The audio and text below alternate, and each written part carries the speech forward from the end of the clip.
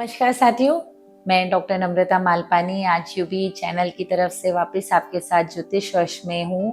हम यहाँ पे बात करने वाले हैं हमारा आने वाला समय, अभी दिवाली का जो समय आ रहा है, तो हमें धनतेरस पे किस तरीके से हमारी पूजा अर्चना करनी चाहिए कि देवी जी हमसे प्रसन्न हो और हमारे ऊपर उनकी कृपा से किसी भी तरह की आर्थिक तंगी ना रहे। तो साथियों, धनतेरस की पूजा वैसे तो हम सभी लोग बहुत ही मन से और श्रद्धा से करते हैं और सब लोगों का अपना अपना तरीका जो भी होता है। ट्रस्ट मी, भगवान सभी के ऊपर अच्छे से प्रसन्न होते हैं और उनकी कोई भी तकलीफ, किसी भी तरीके की तकलीफ को दूर करने की पूरी कोशिश करते हैं। लेकिन फिर भी अगर हम इसको एक विद्या के साथ में करें तो शायद ये हमें और अच्छे फल दे सकता है।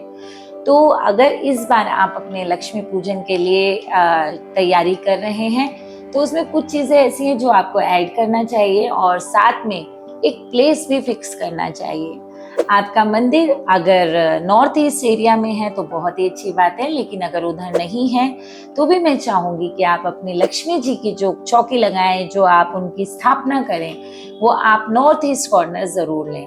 नॉर्थ ईस्ट कॉर्नर पर अगर आप लक्ष्मी जी की स्थापना करते हैं तो वहां से आपको धन संपत्ति की कभी भी तकलीफ नहीं आने वाली है, क्योंकि धनतेरस के दिन हम कुबेर भगवान की भी पूजा करते हैं। और जैसा कि हम जानते हैं कि कुबेर जी का जो खजाना है वो कहीं ना कहीं तब जब कुबेर प्रसन्न होते हैं तो लक्ष्मी जी हमसे प्रसन्न होती हैं और तभी हमको मिल पाता है। आपको जो अपनी पूजा में सबसे ज़रूरी चीज़ें हैं वो जो इंक्लूड करना है, उसमें कुछ चीज़ें ऐसी हैं। इसमें आप अगर कोशिश करिए, अगर आप अपनी पूजा में कमल का फूल रख सकते हैं, आप अगर चांदी के बर्तनों में आप भगवान की पूजा करते हैं, अगर आपके घर में है, या तांबे के बर्तनों से पूजा करते हैं तो ये दोनों ही फलदायक होंगे।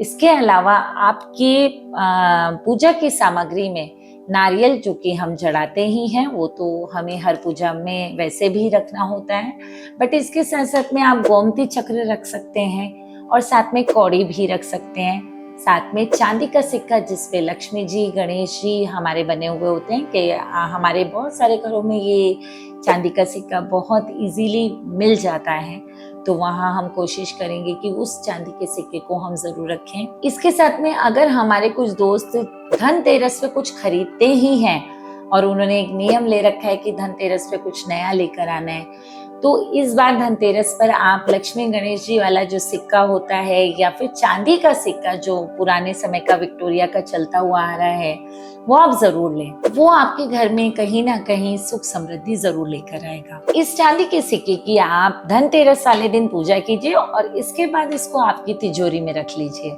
फिर देखिए आपकी जो लक्ष्मी जी हैं वो किस तरीके से बढ़ती हैं और आपको इससे रिलेटेड कभी भी कोई तकलीफ नहीं आएगी। इसके साथ में चांदी के सिक्के के साथ में हम और क्या रख सकते हैं, जैसा मैंने आपको बताया कि गोमती चक्र, कौड़ी, सुपारी, नारियल के साथ में हमको ये सारे सामान को अपनी पूजा में शामिल करना है।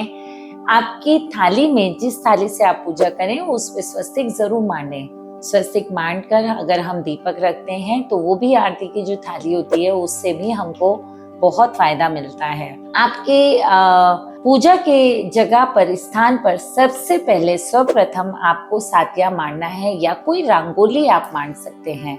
रंगोली के ऊपर आप अपना माता जी का पाटा लगाकर उसके बाद उनकी स्थापना करें और अपने जो पूजा के कलश है उसके अंदर भी इनको डालें जरूर। आप धनतेरस वाले दिन भी आप जिस तरीके से हम एक अपनी कलम, मतलब कि एक पेन और एक कॉपी रख सकते हैं, धनतेरस वाले दिन जब आप ये कलम की और कॉपी की पूजा करते हैं तो इसको आप अपने व्यापार में यूज कर सकते हैं।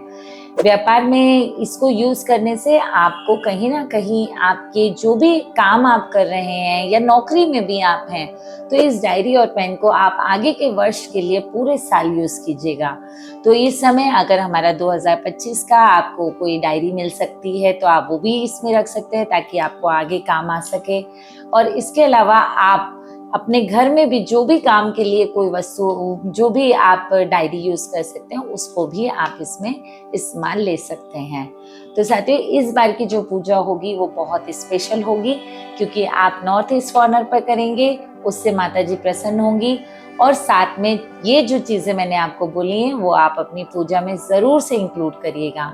और फिर देखिए कैसे धन वर्षा होती है। अपनी पूजा के साथ में आपको जो एक मंत्र और इंक्लूड करना है वो भी मैं आपको बता देती हूँ। इस मंत्र को आप तीनों दिन ले सकते हैं, धनतेरस, रूप चौदस और दिवाली वाले दिन।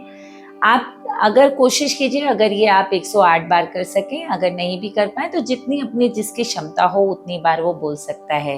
तो आपको कुछ भी नहीं, अपनी ज्ञान मुद्रा में लेकर इस मंत्र को, आपका माला जपते हुए आपको इस मंत्र को करना है। आंख बंद करके आप इसे बोल सकते हैं। आपको आंख बंद करना है और बोलना है ओम श्रीम ह्रीम कमले कमलाले प्रसीद प्रसीद श्रीम ह्रीम श्रीम ओम महालक्ष्मी नमः। ऐसा बोलने से, अगर आप इस मंत्र का उच्चारण करते हैं तो इस मंत्र को बोलने से आपके तीनों दिन के जो लक्ष्मी जी का जो प्रसन्नता है वो और बढ़ेगी और आपके ऊपर उनकी कृपा दृष्टि होगी। धन्यवाद।